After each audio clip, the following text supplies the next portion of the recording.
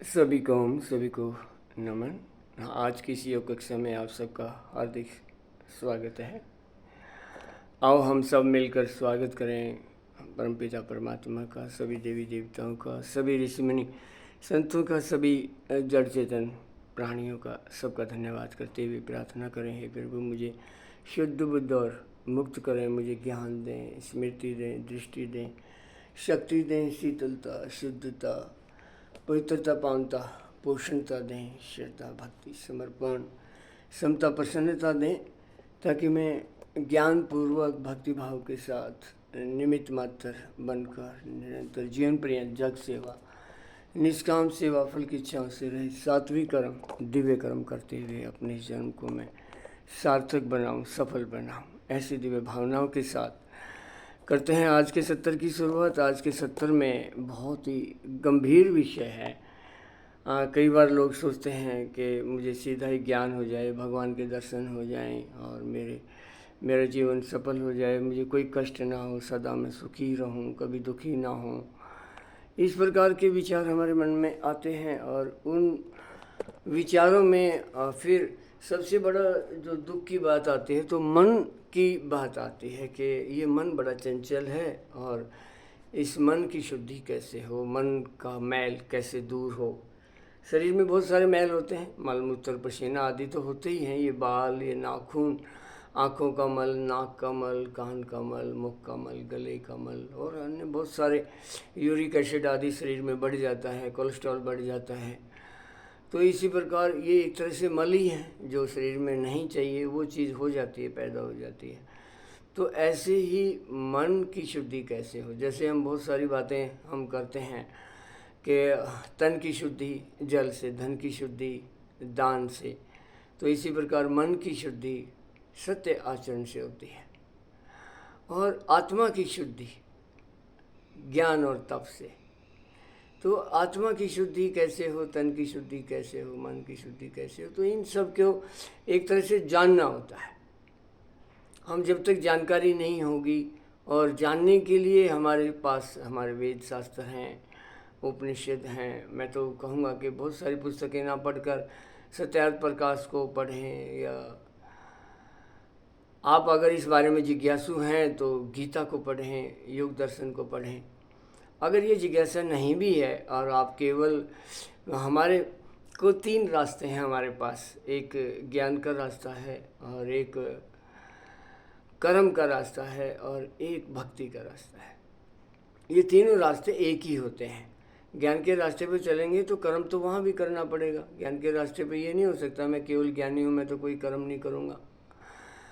इसी प्रकार भक्ति का रास्ता भी बहुत अच्छा है कि भक्ति का मतलब ये थोड़ा है कि मैं कर्म नहीं करूँगा, और कर्म करते हुए तो सभी हमारी आवश्यकता ही है। कर्म के बिना तो ये शरीर भी नहीं बचेगा, जीवन यापन भी नहीं होगा, रोटी कपड़ा मकान की व्यवस्था ही नहीं होगी। और वैसे भी कर्म आवश्यकता है, कर्म किए बिना कोई रह नहीं सकता, ऐसा हमारा व्यक्तित्व है, ऐसा भगवान ने हमें बनाया है। हमारी आँख देखने से रुक नहीं सकती, कान सुनने से रुक नहीं सकते, त्वचा पर वायु आदि का सर्दी गर्मी का एहसास हमें होता ही है, उससे भी हम नहीं बच सकते हैं। तो इसी प्रकार हमें भूख लगती है, प्यास लगती है, उससे हम बच नहीं सकते। इधर उधर जाना पड़ता है तो वो भी एक कर्म है, और मन के द्वारा लगातार हम विचार करते हैं तो वो भी तो एक कर्म है। तो इसी प्रकार बुद्धि से भी निरंतर हमारे अंदर एक ऐसा निर्णय शक्ति है, बुद्धि जो लगातार सोचती रहती है क्या करूं क्या ना करूं, तो उस निर्णय को लेने के लिए लगातार बुद्धि प्रयास करती रहती है। तो हमें ये सोचना होगा कि मन को कैसे ठीक करें। ये चंचल मन है, तो हम एक करते हैं कि भी एकांत में बैठकर ऐसे बैठ जाओ सीधे, मान लो हम सीधे बैठ गए और सीधे बैठकर सांसों पर ध्यान लगा लिया, आंखें बंद कर ली। तो इससे क्या होगा, आंखें बंद करने से क्या होगा, आंखें बंद करने से जो ये मीडिया है एक तरह से, ये जो हमारे ऐसे हम सीधे बैठ गए, मान लो पद्मासन में बैठ गए या अन्य किसी आसन में भी आप बैठ सकते हो। पद्मासन में नहीं बैठ सकते, मान लो ऐसे ऐसे पैरों को करके हमारे बैठने का स्वभाव नहीं है, दोनों पैर ऐसे लगाए, ऐसे बैठ के पद्मासन में। तो इसमें अगर नहीं बैठ सकते तो जिस भी आसन में आप आसानी से बैठ सकते हैं उसमें बैठें और बैठकर आंखें बंद करें और अपने सांसों को मन के द्वारा देखें तो मन शांत हो जाता है। मन के द्वारा जब सांसों को हम देखते हैं तो मन शांत होता जाता है, क्योंकि वो बाहर से हट जाता है। बाहर तो व्यक्ति, वस्तु, परिस्थिति से हमारा मन जुड़ता है, किसी व्यक्ति से जुड़ता है, किसी परिस्थिति से जुड़ता है और किसी वस्तु जो हमें चाहिए उससे हम जुड़ते हैं।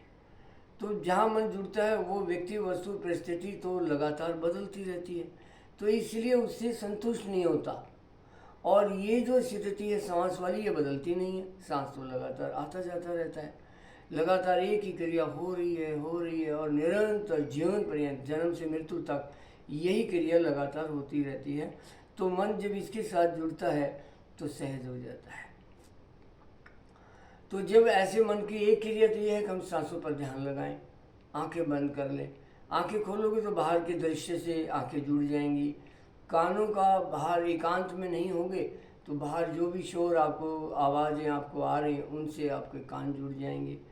तो ऐसे ही हमें अपने आप से जोड़ना। तो सांसों के साथ मन को जोड़ो तब शांत होता है। मन ही मन ओम का उच्चारण करें तो भी मन शांत हो जाता है। ऐसे बोलकर मैं कर रहा हूँ, आप बिना बोले भी कर सकते हैं, बोलकर भी कर सकते हैं। शुरुआत में बोलकर करें ऐसे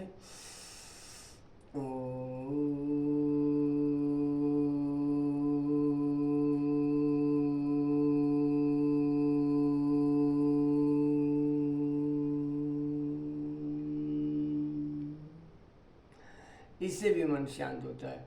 इसको 1 मिनट करें, 5 मिनट करें, ये जितना भी समय मिले अधिक से अधिक समय कर सकते हैं। मन अगर चंचल है और आपको बहुत ही विचलित हो रहे हैं तो मन को शांत करने का तरीका यह बहुत ही आसान और सहज तरीका है।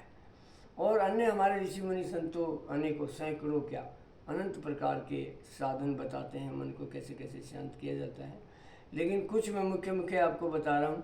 इसी तरह गायत्री मंत्र का भी विधि पूर्वक जाप करने से भी हमारा मन शांत होता है। गायत्री मंत्र का अर्थ सहित, भाव सहित जाप करें। गायत्री मंत्र का अर्थ और भाव यही है कि हम भगवान का गुणगान करते हैं और उसकी कृपा हम चाहते हैं कि हे भगवान हमारी बुद्धियों को शुद्ध करें। उसके अस्तित्व को स्वीकार करते हुए और अपनी बुद्धियों को शुद्ध करने का उनसे आग्रह करते हैं, प्रार्थना करते हैं। तो वो प्रार्थना के साथ कि हे प्रभु मेरी बुद्धियों को शुद्ध कर दो। तो बुद्धियाँ कौन कौन सी हैं? हम आँख के वशीभूत हो जाते हैं, आँख की बुद्धि से चलते हैं। आँख जो देखना चाहती है, कान जो सुनना चाहते हैं, नाक जो गंध ग्रहण करना चाहता है, त्वचा जो स्पर्श चाहती है, जिह्वा जो स्वाद चाहती है, इसी के अधीन हो जाते हैं। तो अधीन ना होकर इसको, इस स्वतंत्रता को, इस अधीनता को अपने से अपने को मुक्त करें, आवश्यकता को ग्रहण करें। और आवश्यकता के बजाय जैसे हमारे शरीर की आवश्यकता भोजन है तो उसको, भोजन को, उस भोजन को ग्रहण करें जो आपके शरीर को लाभ देगा। अन्य भोजनों को ग्रहण ना करें क्योंकि वो तो मन के स्वाद हैं। आप फास्ट फूड खाते हैं, एक कैंपा कोला पीते हैं या कोई ऐसा ही नशे वाले तत्व, भाई बीड़ी, हुक्का, पान, गुटखा, शराब आदि, ये हमारे शरीर के लिए आवश्यक नहीं है। लेकिन मन हमारा ये चाहता है कि मेरी आदत बन गई है, मेरा मन इसके बिना नहीं रह सकता, तो वो उससे जुड़ चुका है, तो उससे आपको हटाने का प्रयास करना चाहिए।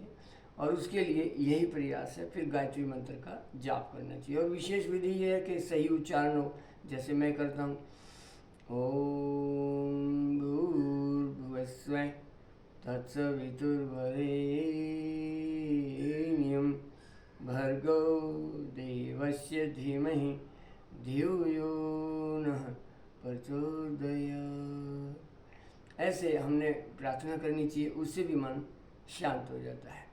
और तरह तरह के अन्य उपाय भी हैं। इसमें हम हास्यासन करते हैं, तो तरह तरह के हास्यासन खुलकर बिना बहाने हंसना चाहिए। हंसने से एक तो हमें बहाना, एक तो सुबह सुबह हास्यासन करते हैं, ऐसे ज़ोर से हंसते हैं, हा हा हा हा, ऐसे करके बहुत ज़ोर ज़ोर से, तरह तरह के आप पार्कों में देखते हैं लोग तरह तरह से हंसाते हैं, तो वो हंसने से भी हमारा मन शांत हो जाता है। और इसी प्रकार अन्य उपाय भी हैं, जैसे आप एक शवासन करें। शवासन में लेटकर हम पूरी तरह से अपने आप को शांत करते हैं, अपने पैरों को देखते हैं। मान लो मैं लेट जाता हूँ, ऐसे लेट कर जैसे आप देखें तो आपको इसमें नज़र आए, तो कोशिश करता हूँ मैं ऐसे, इसमें आपको मैं पूरा लेटा हुआ अगर नज़र आ जाता हूँ तो ऐसे देखो, जैसे मैं ऐसे लेट गया, ठीक है, और ऐसे, और मेरे दोनों हाथ पैर ऐसे नज़र आ रहे, तो ऐसे में लेट गया। लेटने के बाद मुझे देखना चाहिए आंखें बंद, सांसों पे ध्यान, और एक एक अंग को शिथिल करते हुए अपने शरीर को देखें मन के द्वारा, तो मन शांत होता है। जैसे मैंने मन के द्वारा अपने पैरों को देखा, मेरे पैर में कोई कंपन नहीं है, मेरे दोनों अंगूठे शांत हैं, मेरा टखना शांत है, मेरी पिंडलियाँ शांत हैं, मेरा घुटने शांत हैं, मेरे थाइस, मेरे कूल्हे, कमर, कंधे, कोहनी, कलाइयाँ, हथेलियाँ, दोनों हाथों की उंगलियाँ भी शांत और सहज हैं। मेरा लीवर, किडनी, आमाशय शांत है, सहज है। मेरा हृदय, मेरे लंग्स, मेरा गला, मेरा मुखमंडल भी शांत है। एडी से चोटी तक मैं पूर्ण शांत हूँ। आजा चक्कर, सहस्रार चक्कर तक एक पूर्ण शांति शरीर में महसूस कर रहा हूँ, कहीं कोई कंपन दबाव नहीं है। इस तरह मन के द्वारा हम अपने शरीर को शांत करते हैं और आत्मा के द्वारा मन को शांत करते हैं कि आत्मा, मेरा मन आत्मा को मिला है, तो आत्मा का ये साधन है, आत्मा के लिए ये काम करता है और आत्मा के द्वारा ही ये संचालित हो, आत्मा ही इसका उपयोग करे, इंद्रियां इसका उपयोग ना करें, आंखें इसका उपयोग ना करें, पहले आत्मा इसका उपयोग करते हुए इस शरीर में मन को शांत किया जा सकता है। आत्मा का सबसे उच्च कोटि का साधन मन है, तो मन ही दर्पण है, मन ही अच्छा बुरा पाप पुण्य सब दिखाने की शक्ति है। मन दोनों तरफ जोड़ा जा सकता है, इंद्रियों से भी जुड़ जाता है और आत्मा से भी। तो आत्मा से जुड़ने पर ये शांत होता है और इंद्रियों से जुड़ने पर अशांत होता है। तो हमने इस बात को समझकर मन को शांत किया और आत्मा शांत तो होती ही है, लेकिन आत्मा में जब शरीर के साथ तदाकार होती है तब आत्मा भी ऐसा लगता है जैसे विचलित हो। तो आत्मा परमात्मा का सबसे प्रिय एक साधन है। तो आत्मा सबसे नज़दीक है परमात्मा के, आत्मा सो परमात्मा। तो परमात्मा के द्वारा आत्मा को शांत करें। परमात्मा ने आत्मा के लिए ये उत्तम कोटि का मानव शरीर दिया और इस शरीर को पोषण करने के लिए पूरा ये जहान संसार बनाया, सूर्य चांद तारे बनाए, धरती आसमान बनाया, ऐसे नदियाँ पहाड़ बनाए, इसी तरह रोटी कपड़ा मकान के लिए फल फूल आदि अनेक प्रकार के उत्तम कोटि के भोजन बनाए। तो इस प्रकार आत्मा के सुख के लिए लगातार भगवान काम कर रहे हैं, इससे भी हमारा मन शांत हो जाता है। तो फिर दोनों हाथों को ऐसे उठाकर हथेलियाँ गर्म करके, आँखों की सिकाई करके और ऐसे आँखों को देखते हुए कि भगवान मेरे हाथों से सदा शुभ कर्म हो, ऐसा सोचना चाहिए। इससे भी मन शांत होता है। और फिर बाई करवट लेकर ऐसे धीरे धीरे हमें बैठ जाना चाहिए। इसी प्रकार आपको मन की क्रियाओं को समझना चाहिए कि मन इस शरीर में काम कैसे करता है। मन दो तरफ जुड़ सकता है, एक तरफ आप बुद्धि की तरफ और आत्मा परमात्मा की तरफ ये जुड़ सकता है। ये मन की कार्य प्रणाली है, मन की कार्य शक्ति है कि मन जैसे आँख देखने का कार्य कर सकती हैं, कान तो देखने का नहीं कर सकता। इसी प्रकार हमारी आंखें कान से नहीं जुड़ती, कान आंखों से नहीं जुड़ता। इसी प्रकार ये कर्मेंद्रियां ज्ञानेंद्रियां अलग अलग काम करती हैं, कोई किसी के दूसरे काम को नहीं जानता। हाथ जो काम कर सकता है हमारा, वो पैर के बारे में हाथ नहीं जानता। पैर हाथ के बारे में नहीं जानता, लेकिन मन सब के बारे में जानता है। मन कर्मेंद्रियों के बारे में भी जानता है, ज्ञानेंद्रियों के बारे में भी जानता है, आत्मा के बारे में भी जानता है, परमात्मा के बारे में भी जानता है। तो ये दोनों शक्तियां हैं मन के पास कि मन इधर आत्मा परमात्मा मन बुद्धि से भी जुड़ सकता है और मन ज्ञानेंद्रियों से भी जुड़ सकता है। तो जब ज्ञानेंद्रियों से कर्मेंद्रियों से मन जुड़ता है तो अपने कर्तव्य रूप में जुड़े, क्योंकि बिना इनसे जुड़े हम अच्छे से कार्य नहीं कर पाएंगे। तो हमने इनसे जुड़ना चाहिए, लेकिन अनासक्त होकर जुड़ें तो मन शांत हो जाता है। जब आसक्तिपूर्ण जुड़ेंगे, फल की इच्छा से जुड़ेंगे, अपने कर्तापन की भावना से जुड़ेंगे कि मैं करता हूँ, तो भी मन शांत हो जाएगा। कर्ता नहीं होते हम कर्तव्य वाले होते हैं। हमें एक तरह से भगवान ने एक कर्तव्य दिया है कि जाओ संसार में, खुद को इस शरीर की सेवा करो, संसार की सेवा करो, अर्थात फिर सृष्टि को भी बनाए रखो। मैंने ये कहा कि 3 संस्थाएं हैं, एक शरीर संस्था है, एक समाज संस्था है और एक सृष्टि संस्था है। तीनों के लिए कर्म करो, ऐसा भगवान की तरफ से हमें आदेश है। तो हमें आदेश का पालन करके अपने कर्तव्य, देखो बिना किए तो रोटी कपड़े मकान की व्यवस्था नहीं होगी, बिना कर्म के ये शरीर भी नहीं बचेगा, ये भी नष्ट हो जाएगा, इसमें अनेक रोग लग जाएंगे। तो इसमें अच्छे कर्म करें, शुभ कर्म करें, शुभ आचरण से, शुभ कर्मों से, शुद्ध कर्मों से। कर्मों में स्वार्थ नहीं होना चाहिए, लाभ नहीं होना चाहिए, काम क्रोध लोभ मोह से हमें बचकर चलना चाहिए, सत्य मार्ग का आचरण करना चाहिए। इसके लिए फिर गुरु शरण चाहिए। गुरु से बार बार पूछें कि भी ये काम मैं करने जा रहा हूँ, तो इसको मैं किस प्रकार से इस कर्म को शुद्ध रूप में कर सकता हूँ। एक होता है कर्म का अशुद्ध रूप और एक होता है शुद्ध रूप। तो शुद्ध रूप में कर्म घटित करना आवश्यक है, हमारे जीवन की आवश्यकता है। तो कर्म हमारे जीवन की आवश्यकता है। और वैसे भी ये विषय बहुत बड़ा है, मन जो है, मन का विषय, ये अंदरूनी विषय है। इसके लिए तो साधना करते हैं। जो साधना का, तप का जो अर्थ है, साधना किसे कहोगे? मन को साध लेना ही साधना है। और तप किसे कहोगे? तप भी यही है, मन का तप करना, मन को द्वंद्वों से बचाना, यही तप है। तो तप और साधना मन की ही होती है। तो मन के द्वारा जब साधना कर लेंगे, मन को साध लेंगे, तो इधर कर्मेंद्रियों से, इधर ज्ञानेंद्रियों से, और उधर आपका आत्मा से, बुद्धि से मन जुड़ेगा। किस प्रकार जुड़ेगा, इस बात को जानने के लिए बहुत एक गहरी आस्था, गहरी साधना की ज़रूरत होती है। तो इतने से काम चलने वाला नहीं है, लेकिन शुरुआती कदम तो हमें रखना ही पड़ेगा। एक लंबी यात्रा है तो पहला कदम तो उसमें रखना ही चाहिए। हम ये सोच के रुक जाएं कि लंबी साधना है, कल करूँगा, परसों करूँगा, ये नहीं सोचना चाहिए। आज ही करो, अभी करो, इसी वक्त करो, तुरंत शुरू हो जाओ। बहुत सारा कब करोगे? पल में तो परले तक हो जाती है। तो इसीलिए कहें आज करे सो कल, करे सो आज कर, आज करे सो अब, पल में परले होगी, बहुरी करोगे कब? बहुत ज़्यादा मैं फिर कर लूँगा, ये सोचकर नहीं चलना चाहिए। हमारा स्वभाव बनता है, हमारे मन की, मैंने बता दिया प्रणाली, कार्य प्रणाली आप मन की जानो। मन संकल्प करता है, मन अगर इंद्रियों से जुड़ जाता है तो बुद्धि को भी खींच लेता है और हम मन चंचल हो जाता है। हम एक बार में एक ही काम करें और उस काम में पूरा ध्यान लगाकर करने का प्रयास करें, तो उससे भी मन शांत होता है। और मन बिखरा हुआ रहता है तो मन बिखरा हुआ बहुत ही कमज़ोर होता है। बहुत ही कमज़ोर होने के कारण उसकी कार्य प्रणाली चंचल कहलाती है, तरह तरह बिखरी हुई है। और जब एक जगह एकत्र मन हो जाता है तो मन शुद्ध कहलाता है और शक्तिशाली कहलाता है। तो एक जगह मन लगाकर हम कहते हैं ध्यान से पढ़ो, ध्यान से सड़क पर चलो, ध्यान से ध्यान शब्द जोड़ देते हैं। तो हम प्रत्येक काम, ध्यान का मतलब सचेत होकर, चेतन होकर, जानकर, समझकर, ऐसे हम कर्म करें।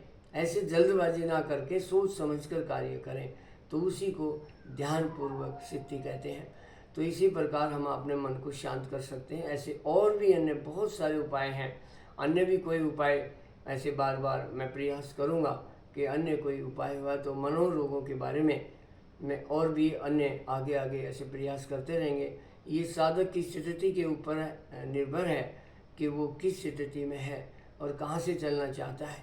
एक गरीब आदमी जो केवल रोटी कपड़ा मकान की ही व्यवस्था करने में बहुत बिजी है, तो उसको तो कर्म किस प्रकार से किया जाए ये ज्ञान देना आवश्यक है।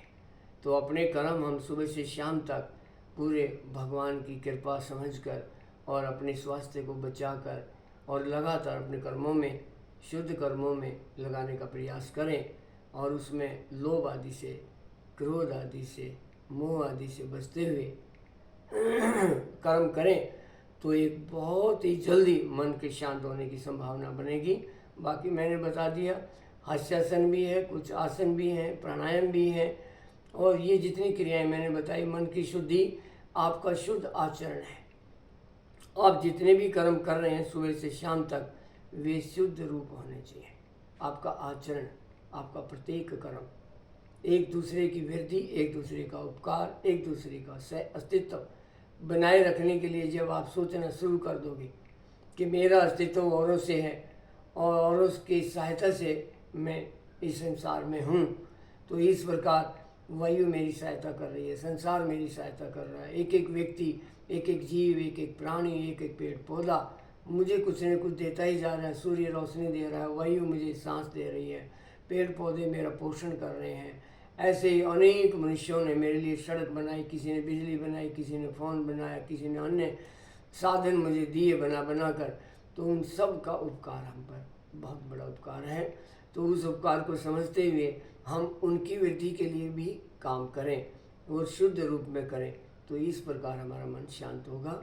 और नहीं तो फिर ये अशांति बनी रहकर हमें काफ़ी विचलित करती है, हमें इस जीवन का बहुत बड़ी हानि हम करते हैं। तो उस हानि से बचने के लिए लगातार गुरु शरण जाएं, शास्त्र शरण जाएं या अपनी खुद की शरण में जाएं। तो खुद की शरण का मैंने आज कुछ उपाय आपको बताए, आप इनसे शुरुआत करें, आपको अवश्य लाभ होगा। इसी भाव के साथ आज की कक्षा में इतना ही। धन्यवाद। ओम।